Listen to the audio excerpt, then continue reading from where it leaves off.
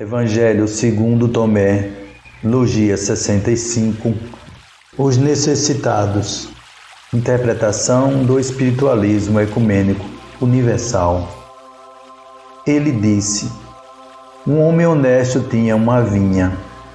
Ele deu a uns agricultores para que trabalhassem nela e pudessem receber os frutos. Mandou seu servo para que os agricultores lhe dessem os frutos da vinha. Eles prenderam seu servo, bateram-lhe, mais um pouco e o teriam matado. O servo foi e contou ao seu senhor. E o senhor disse: talvez não o reconhecessem. Ele mandou outro servo. Os agricultores bateram nele também. Então o dono mandou o seu próprio filho.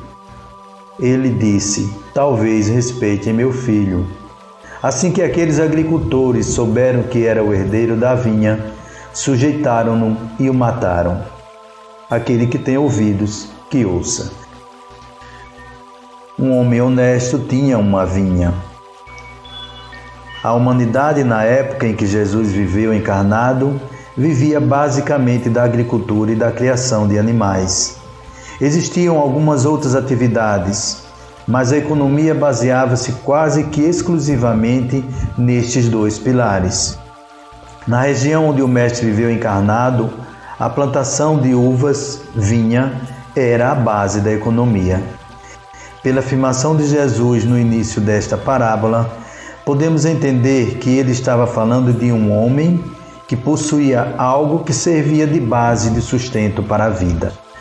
Entretanto, sabemos que Jesus sempre usava figuras para passar os seus ensinamentos. Desta forma, podemos entender o homem, o proprietário, como Deus, ou seja, aquele que realmente possui todo o universo. Deus possui a fonte de sustentação da vida, ou seja, o amor universal. É este sentimento que emana de Deus que dá a vida a todas as coisas do universo. Ele deu a uns agricultores para que trabalhassem nela e pudessem receber os frutos. Deus dá o amor universal a todos os seus filhos e espera que eles trabalhem este amor para que ele gere frutos, ou seja, espera que seus filhos utilizem este amor em sua vida para que seja mantido no todo a felicidade universal. Esta sensação, felicidade universal, é o fruto do amor universal. Aquele que se nutre deste sentimento vive em harmonia, paz e alegria constantes. Mandou seu servo para que os agricultores lhe dessem os frutos da vinha. É por ser o dono da fazenda que Deus manda seus servos receberem a parte que lhes cabe da colheita, ou seja, coloca aqueles que precisam do amor frente àqueles que receberam o fruto da vida de Deus. Os servos de Deus que vêm receber a parte do Pai são aqueles que precisam de ajuda, alegria, compaixão e igualdade. Deus os coloca frente àqueles a quem Ele deu o direito de explorar a vinha, com a intenção de que estes agricultores entreguem para o servo a parte que Deus mandou. Eles prenderam seu servo, bateram-lhe, mais um pouco e o teriam matado. O servo do Senhor, ou seja, aquele que necessita de ajuda, é alguém que não vive com amor. São as pessoas que vivem à margem da lei de Deus, e são eles que Deus encaminha para os agricultores que exploram a vinha. Vivem dentro da lei de Deus, com a intenção de que eles recebam parte da colheita do fruto da vida. No entanto, estas são as pessoas que os arrendatários da fazenda do Senhor mais maltratam. Ao invés de serem amados, são criticados, acusados pelos atos que praticam. Jesus disse que se deve amar a todos e não que devemos amar apenas aqueles que estejam dentro da lei. Amar a todos é manter a alegria sempre. Quando um ser humano se indigna, quando sofre vítima de um roubo, adultério, assassinato ou ainda quando vê alguém cometer a idolatria, mesmo que seja a ele mesmo, está negando o amor que Deus deu a ele. Quando o ser humano julga e acusa, mesmo que o outro esteja ferindo leis, não está utilizando a compaixão, ou seja, está causando ferimentos. Quem está ferindo as leis de Deus não precisa de acusações, mas de mais amor para que possa voltar a viver.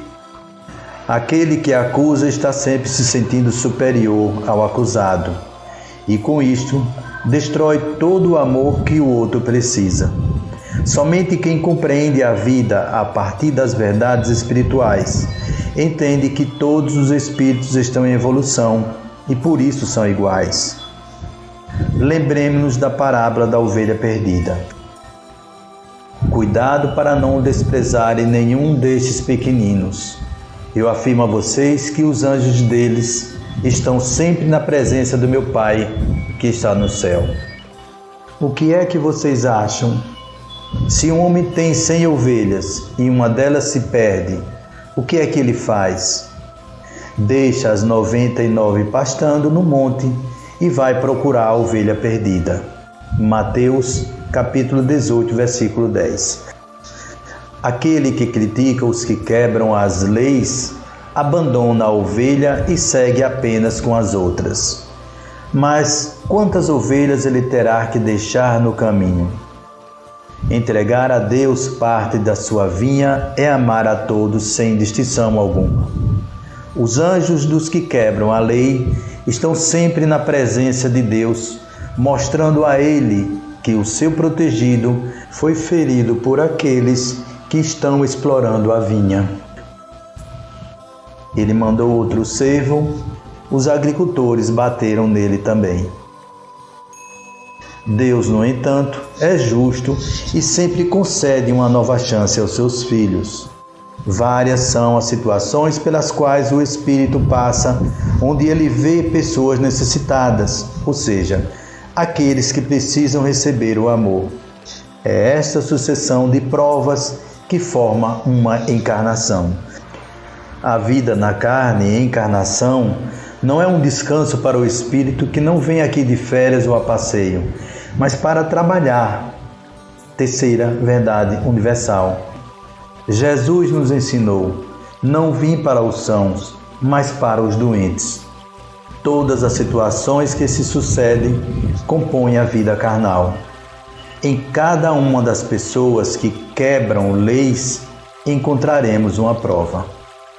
Quando falamos de leis, não estamos apenas nos referindo às leis de Moisés ou às leis da justiça terrena, mas também às leis individuais, ou seja, aos conceitos que cada ser humano possui.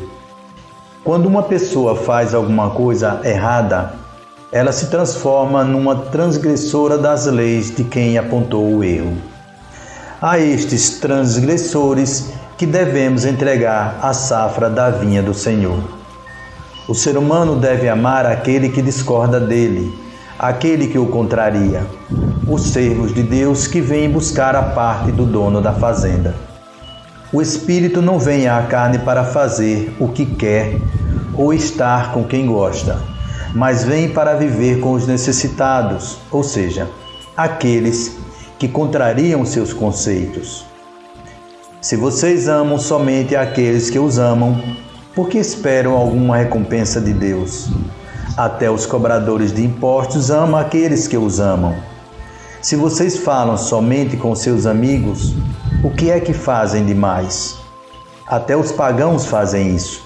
Portanto, sejam perfeitos em amor, assim como é perfeito o Pai de vocês que está no céu. Mateus capítulo 5, versículo 46. Todos os espíritos encarnados são necessitados de amor, porque senão não estariam encarnados. Esta etapa que os espíritos do planeta Terra estão vivendo é a do conhecimento e busca da interiorização do amor universal.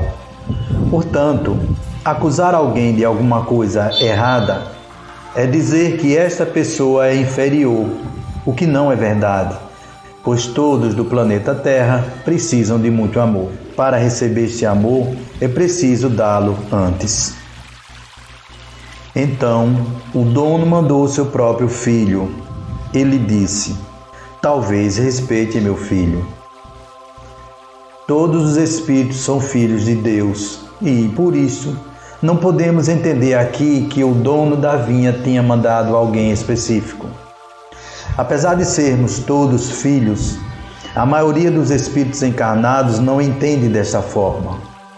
Imaginam que são seres humanos, independentes de Deus. Acham que são os causadores das coisas universais. Para se reconhecer como filho de Deus, é preciso que o espírito ame ao Pai acima de todas as coisas, inclusive da comprovação material do seu comando sobre as coisas.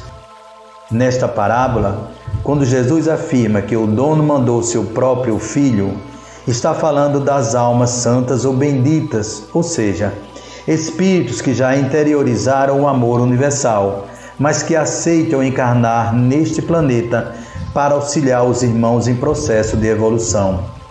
São espíritos que encarnam para vivificar a vida espiritual na carne e não buscam objetivos materiais, não possuem coisas materiais, mas vivem na felicidade universal. Assim que eles, agricultores, souberam que era o herdeiro da vinha, sujeitaram-no e o mataram. Mesmo os filhos de Deus são atacados pelos agricultores. São chamados de bobos, sonhadores ou ainda de fanáticos. Bobos porque não buscam levar vantagens. Sonhadores porque vivem acreditando no futuro onde todos se amarão. E fanático porque tem grande dedicação ou amor a algo. Mini Dicionário Aurélio, 3ª edição. Porém, mesmo as almas santas ou benditas não podem levar a colheita que vieram buscar.